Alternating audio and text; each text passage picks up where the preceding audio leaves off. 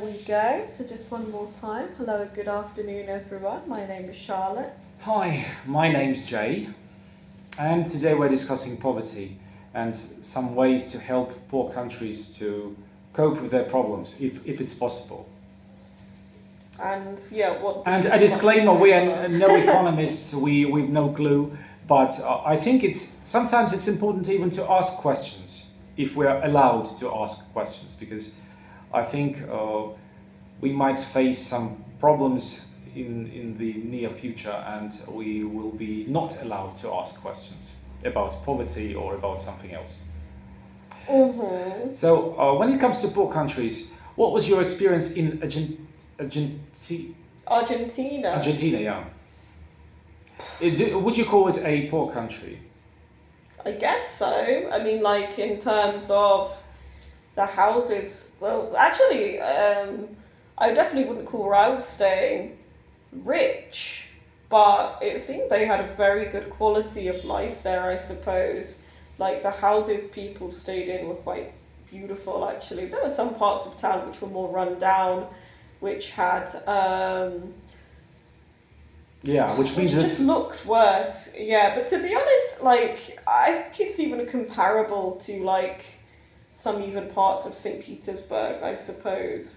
Like the less fancy parts. St. Petersburg is probably the second, if not the first city in Russia. Yeah, but a lot of parts of St. Petersburg just look like crap. Yeah, some of them are like filthy rich, and some of them are just filthy. Yes, Just yes, filthy. right, yes. To put it bluntly, it's kind of a good question, I guess. But yeah, I guess Argentina is a poor country. It's very beautiful. You can have a nice life there. I think it's hard to like get jobs, and a lot of people don't really. Well, education is free in Argentina. Actually, Education, you don't yeah. have to pay for university. I think there are probably private universities. I was there like what year is it now? I was there 8 years ago. Pretty much exactly 8 years ago, I went there. I wasn't staying in Buenos Aires, which is very different to San Luis. I was living in the capital of a province, San Luis, which is next to Chile. You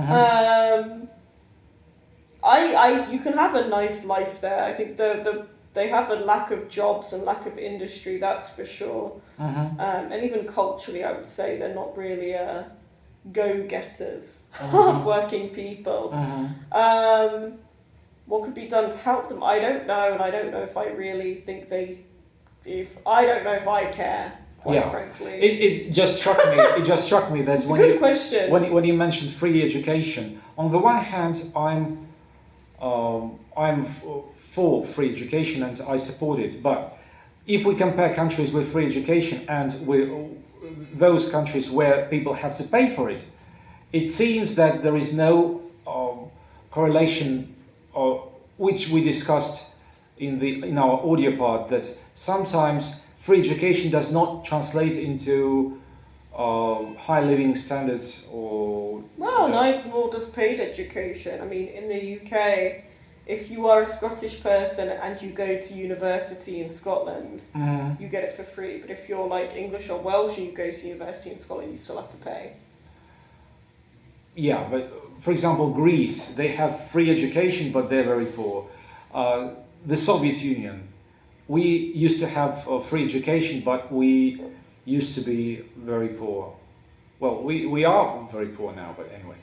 So, and when it comes to America, for example, yeah, so they have to pay for it, but of course there are, again, very many very poor people, like homeless people, sleeping rough, etc. But I don't really think there's like even a correlation, I suppose. Like, I know plenty of people here in Russia who got like actually quite interesting, cool, prestigious degrees for whatever amount it may have been, and went on to do like really. I probably know more like comfortable living people here in Russia than I did back in London. Like, but yeah, I can see what you're saying. I think it's like not like a worldwide thing. I think in some countries this is definitely the case where like obviously if you pay for something it's better.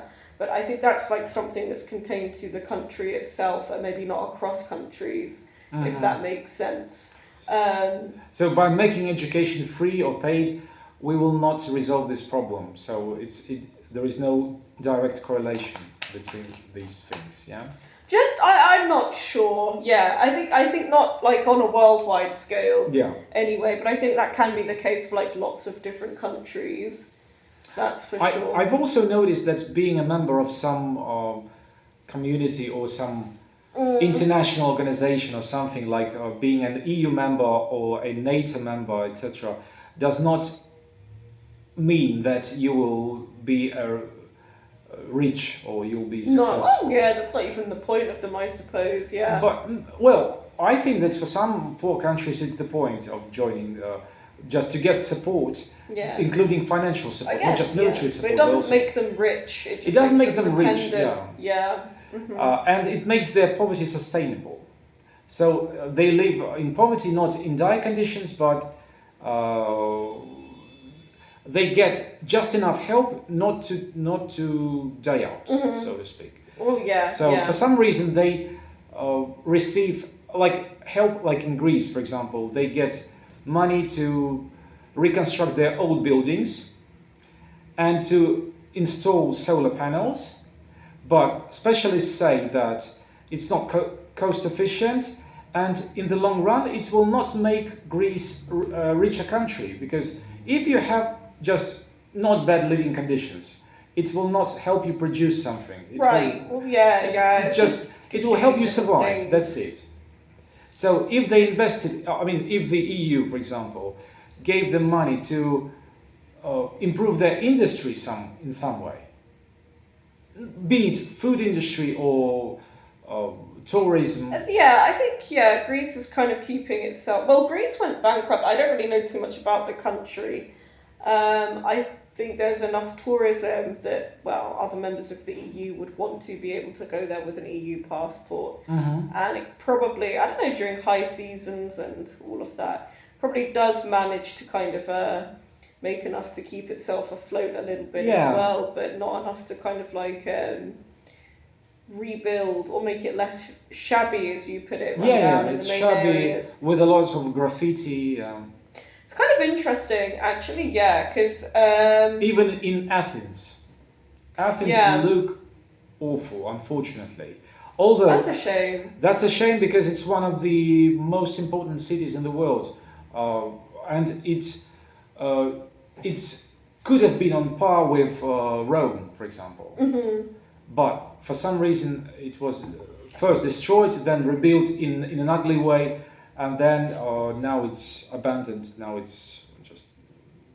looks awful. It's kind of like the country's version of living paycheck to paycheck. Like theoretically they can offer like a nice life, you can do lots of things, but like the actual streets and towns and cities just look terrible.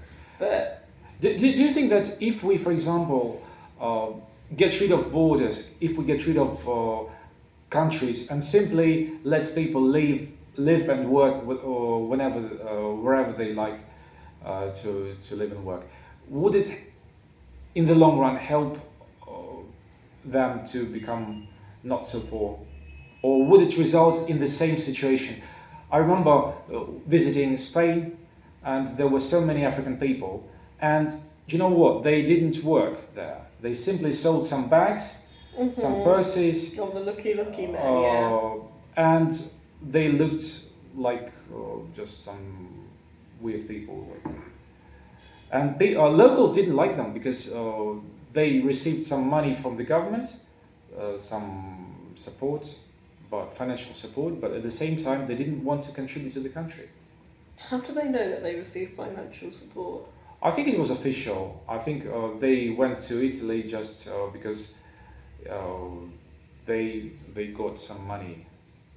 But you can't look at a person and say this guy doesn't have a job and is relying on the government. Well, looking at people, just crowds of people in the streets doing nothing, selling some purses. That is doing something. That is, but maybe it's their day off.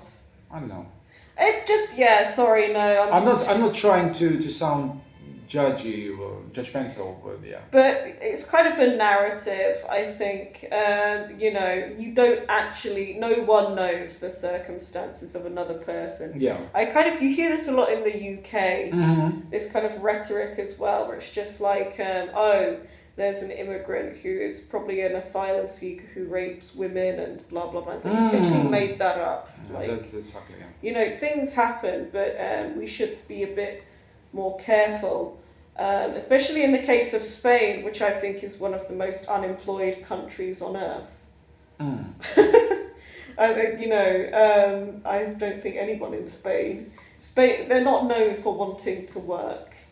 So I think it's one of the highest unemployment rates in Europe. Maybe, yeah. It's kind of what it's famous for. So, do you think that people are eager to get help from other countries, financial help, for example? Yeah, why yeah. wouldn't they be? But do you think that they're eager to work to pay off the loans received by their governments, or is it just when someone helps another country, they simply waste money? What do you think about it? I have no clue. To be honest It looks with like you. Like what countries? Yeah, like for example, African countries. Like which? For example, in the Soviet times, the Soviet Union would subsidize many African countries, and now we do not get any money from African countries. Which countries?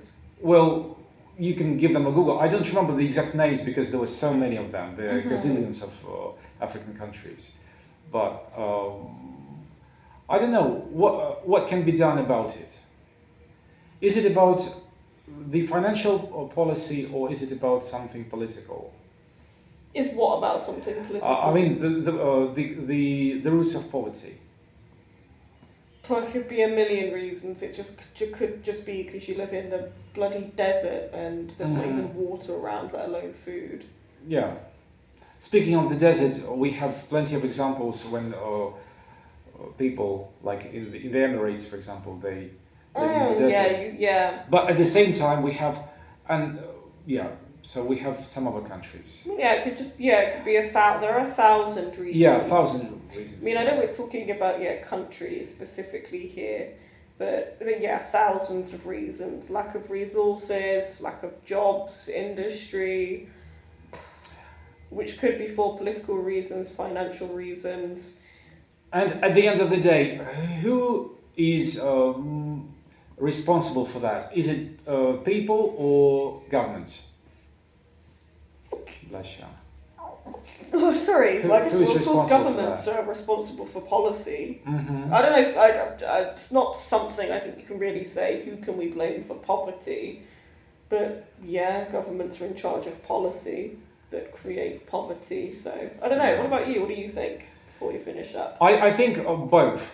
Unfortunately, I think both. Although I like people and I have friends in different countries and in different cultures, I still notice that cultural differences or religious differences, they also influence